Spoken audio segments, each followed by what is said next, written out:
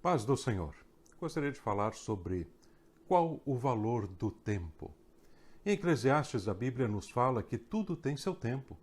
Dentro disso, cremos que até o tempo teve seu tempo para ser criado, conforme está no livro de Gênesis, assim como que o tempo obedece a Deus, como está também escrito em Josué, onde o tempo parou para os israelitas vencerem a batalha. Deus não está apenas em nosso tempo, pois Ele é também o tempo dos tempos. Falando desta forma, fica mais fácil nos situarmos no tempo. Nosso tempo é muito curto quando em nossa existência terrena e, infelizmente, a maior parte da humanidade não percebe o quanto gasta de seu precioso tempo com futilidades. Cada um de nós, quando nasce, recebe um tempo para viver neste mundo. Esse tempo é como uma ampulheta. Não importa o que façamos, a areia do nosso tempo está se escoando e ela nos mostra que o nosso tempo está se esgotando. A areia de baixo nos mostra tudo quanto já gastamos do tempo que nos foi dado. A areia de cima, o quanto temos ainda para gastar. Mas o interessante é que mesmo a areia de baixo sendo pouco ou muito, assim como a parte de cima sendo pouco ou muito, não é possível acrescentar mais nenhum tempo. Nenhuma areia pode ser acrescentada. O que nos foi dado não será prorrogado. Jesus disse que ninguém pode acrescentar um côvado, por mais que queira, ao curso da sua vida. Muitas pessoas ricas disseram no passado: eu daria tudo o que tenho para ter um tempo a mais a fim de me preparar. A vida é estranha. Quando se é jovem, se tem energia, tem tempo, mas não se tem dinheiro. Quando é adulto, tem energia, tem dinheiro, mas não tem tempo. Quando é velho, tem dinheiro e tempo, mas aí não tem mais energia. E assim caminha a humanidade. Muitos dizem: eu vou deixar para amanhã para viver um pouco mais, mas quanto custa o seu tempo? Quanto custa o seu tempo? O tempo é uma das coisas mais valiosas de nossas vidas. E quanto é que ele vale?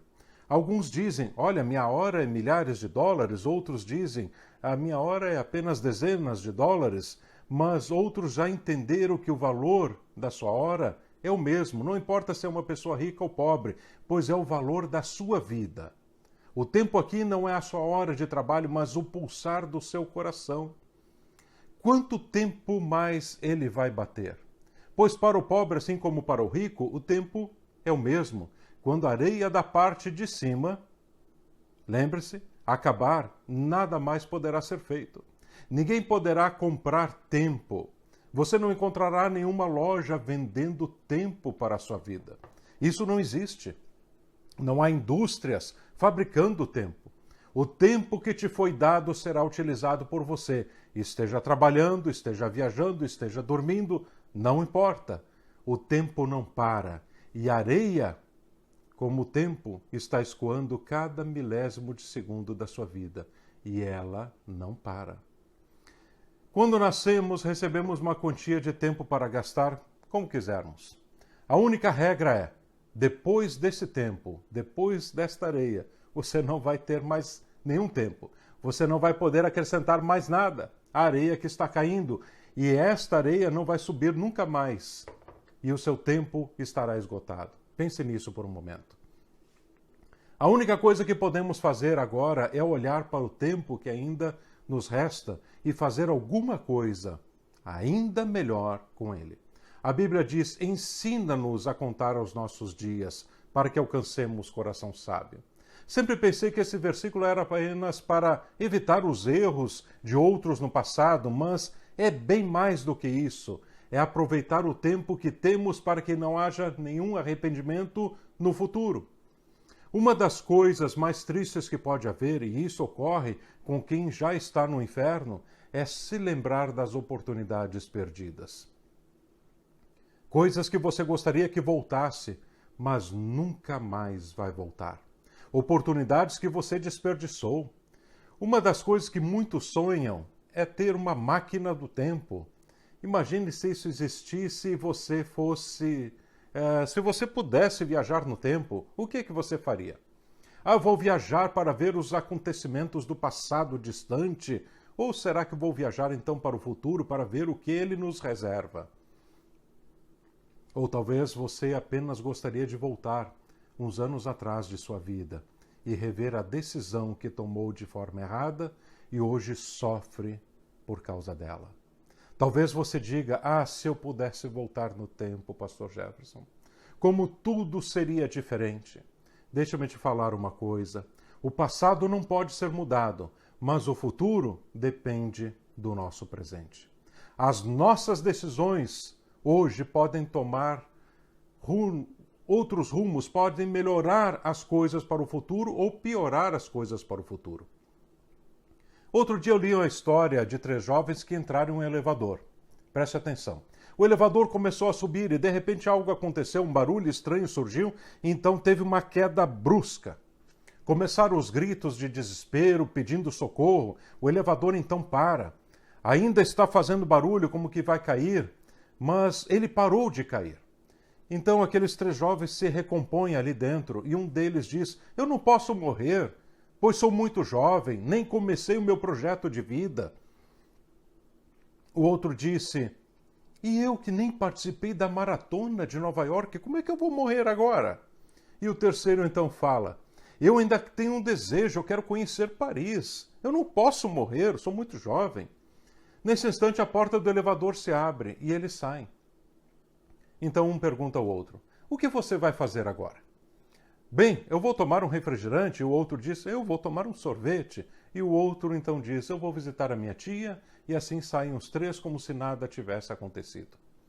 Infelizmente, muitos agem da mesma maneira nos dias de hoje, mesmo depois de um grande susto, vendo a morte chegar perto, sabendo que as suas vidas estavam prestes a serem ceifadas, ainda assim são impelidos pelas forças deste mundo e seguem sua jornada sem pensar que poderiam não mais estar presentes nesta terra. Jesus disse que a vida de um homem, preste atenção, a vida de um homem não consiste na abundância de coisas que possui. A maior parte ainda corre, assim como Adão e Eva, para o fruto agradável aos olhos e desejável de comer e se entrega a ele totalmente. Ainda buscam coisas o tempo inteiro, deixando o essencial para depois.